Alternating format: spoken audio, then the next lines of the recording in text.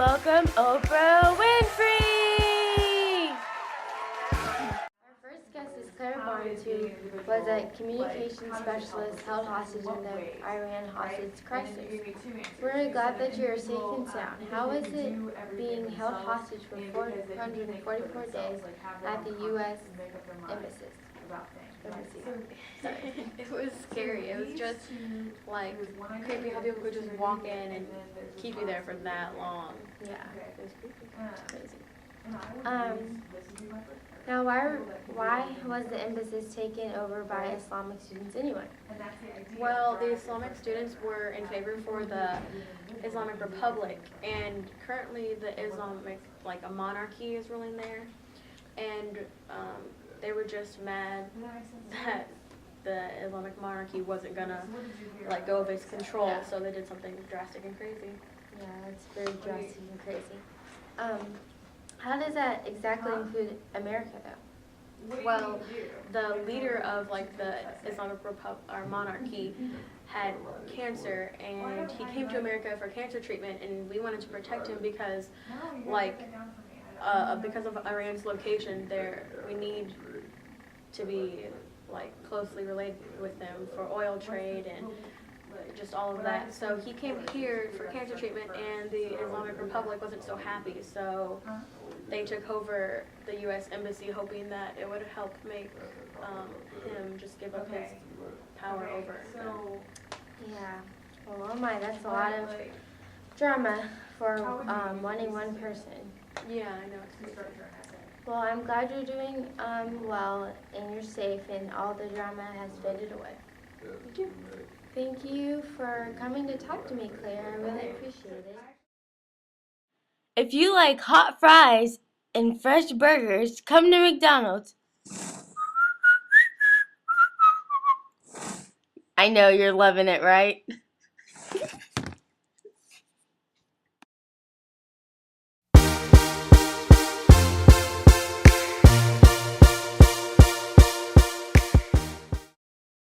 Now we welcome Hunter S. Thompson.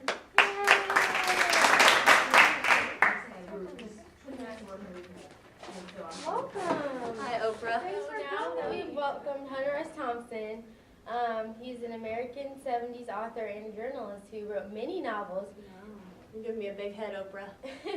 including Fear and something about Fear and Loathing. Fear in and Las Loathing Vegas. in Las Vegas. Yeah, that's the one. That is a great novel. We have it actually here with us today. The And Oprah guess Book what? Club. Everyone gets this book for free. Oh my gosh, Oprah, you are so generous. Yay. Okay. Okay. So, We have some sarcastic audience members out there. It's okay. okay, so, it's your turn. Oh, okay. Well, thanks for having me on the show. I'm just really happy to be here. You're very welcome, Hunter. In the 1970s, you wrote an article entitled "The Kentucky Derby is Decadent to Depraved" for the magazine Scanlon's Monthly, and in the article, you used a technique that we now call gonzo journalism, and you're credited for creating that writing style. Can you describe the gonzo journalism? Oh yes, gonzo journalism, Oprah. It's really just where reporters involve themselves into the action to such a degree that they become a main character, basically. So, Wow, that's amazing. yeah, the reporter just pretty much becomes the character. It's kind of like, it's almost like a autobiography. Very interesting. Okay. Why would you put yourself in your reports? Almost every piece you've written, you use this technique. You know, it was honestly out of sheer desperation, really. That's how it started. I was faced with looming deadlines, and I was usually too stoned to get things turned in on time, so I actually started sending in the magazine pages ripped out of my notebook just because I was just too doped up to do anything right. So drugs, right? Why the drugs, Mr. Thompson? I've been meaning to ask you that for years. The 70s, man, they've been crazy. I feel like I've been searching for myself, like I'm lost somewhere in the chaos, and that maybe the drugs would help me find myself. They'd help me do just that. And do you think they did just that, Mr. Thompson? Maybe, maybe not, but I know that because the drugs made me procrastinate and that they prompted me to start writing in the gonzo style, that they did help. You know, gonzo's my thing. It's all I do. It's what I'm good at, and maybe they helped. You know, maybe that's really what. So did that affect your health in any way? I mean, you know, long nights, no sleep, waking up early, going back to bed, sleeping for a couple days at a time. Yes, Yeah. it affected my health. Tell me about it. Yes. See these bags under my eyes. I know what you mean. Oh, Oprah, I didn't know you did drugs. That's No, not the drugs, the lack of sleep at night. Oh, right. It is the 70s special edition. 70s. Yeah. So, the gonzo writing made your career, huh? Yes, ma'am, it really did. And I mean, even through the hard times, you know, the drugs and everything, I honestly think that I found what I'm good at, and I created my own style, and that's really just that's what's made me successful. You know, gonzo journalism. Okay, well, thank you so much, Mr. Thompson. Can everybody give Mr. Thompson a hand? Thank you. Thank you. Thank you. Thank you. So glad to be on your show today. So thank you. Well, no problem. Want to go out to lunch after? Sure thing. Let's go. Okay. So Hit the I plugs. got 2 more people to record. Okay. Thanks. You're welcome, Oprah. We'll see you in the next commercial break. Thank you for tuning into the Oprah Show. Coming soon, it's dancing, it's love. It's a musical about teens in the 50s. It's California. Come join the Pink Ladies and the T-Birds in a theater near you. Starring John Travolta, Olivia Newton-John, Stockard Channing, and Jeff Conaway, and Grease, the musical.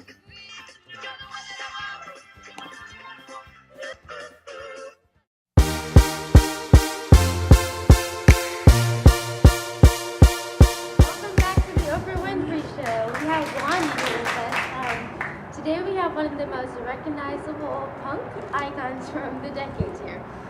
She just graced the cover of Rolling Stone and is here to talk about the beginning of her band and their success throughout the decade. Please welcome Debbie Harry. Woo! So Debbie, tell us about how your band Blondie even began. Well, in '73, Chris Stein and I were in another band together called the Stilettos, and after a while we decided to join forces with Fred Smith, Burke, Destry, and Valentine. We were originally called Angel and the Snakes, but we renamed to Blondie in '75. I've always been called Blondie, so it just fit. Yeah, you've got the blonde hair. So when did you first record your deal? Oh, shoot. So Blondie, when did you get your first record deal? Well, in '76, we released our song Ex Offender through Private Stock Records, but our first album was released in '77. Okay, that sounds good. Rolling Stone's review of that album was fantastic. Even compared to The Who. How did that make you feel? It was pretty great. We really didn't expect that at all. Yeah, that's awesome. So you're one of the first American bands to become successful in the UK. You were even photographed by Annie Leibovitz for Rolling Stone. Did you ever expect any of this? No, not at all. We were just like a little band hanging out in our town, and we never really expected to make it far. We could only hope for the best, and we never wanted it to get handed to us. We really worked for it. That sounds great. So you've had quite a rise in fame over the decade. We can't wait to see what you bring to the next decade. Thanks for coming on the show. Give a round of applause for Blondie! Woo!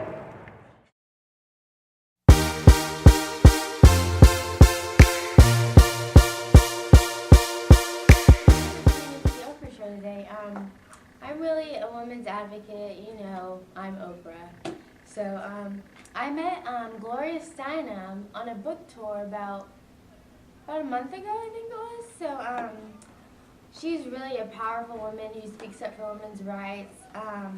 She was her mother was mentally ill when she was very young. She went from like this loving house mom to like this crazy psychotic mom who was scared to do things. So that really affected Gloria and her father. Sorry, I don't know what they're doing back there, but anyways, her parents later divorced, and that really affected her because, you know, you're a young girl, you know, back in the days, I mean, life was kind of rough. Social classes, and it socially affected her really bad. And I think that's why she wants to speak up for women, because I feel like she thinks her mother was isolated in a way, or, you know what I mean? Does everybody agree with me? Yes, Oprah. Yeah. Woo, it's Oprah. Okay, and then later on, Gloria graduated from Smith College, and she really helps, she went to India to study journalism and stuff like that later on. And she also is helps with a lot of organizations throughout the community with women and children and young girls. She also founded Take Your Daughter to Work Day, which is a national, I don't know if it's national, but my mom took me to work when I was a kid, and a lot of people like that. You know, that's really a good way to get your daughters involved and get women involved, because women really have had a hard life. So, Gloria Steinem, ladies and gentlemen. That's so. Well, thank you, ladies and gentlemen, for coming to the Oprah Winfrey Show. It's greatly appreciated. We talked about so much today and met so many powerful people, and we see how, shown through chaotic acts of feminist riots, hostage situation, satirical writers, and punk rock bands, America was granted a positive outcome. We have Gloria Steinem, who speaks up for women's rights. We have Hunter S. Thompson, who does the gonzo writing.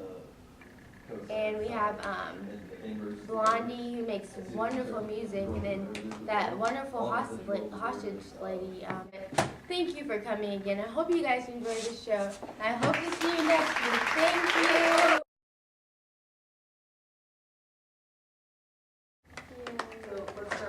Okay, let's watch it. Yeah. Are you recording right now? Yeah. But he... Go ahead. Is this way good? Yeah. So how are you doing? You know, I'm doing good. That's good. Yeah. I'm gonna Great. need some new glasses. You are very welcome, Hunter. In the 1970s, you wrote an article entitled "The Kentucky Derby is Decadent. Decadent No one knows my books as well as I do. It's and okay. deprived" Yeah. for the magazine. Oh yes, gonzo journalism. Sorry. You're fine. I just want to get that. Heck. So come on. Just go mess it up. Okay, so yes, gonzo journalism. It's really just where reporters are involved. Oh, that's your part. That's my line, yeah. Okay. Take 7. Okay. Okay. So when did you first record your deal? Oh, shit. So, Attention students, if you rate bus 98, you need to get on bus 5 Seriously? tonight. Again, What are we, in some kind of school or something? Get on bus 5. do you want to get fired in this? Such an Oprah thing to say. Please excuse me. I really don't understand this foolishness. You've been filming for how many years now? Anyway.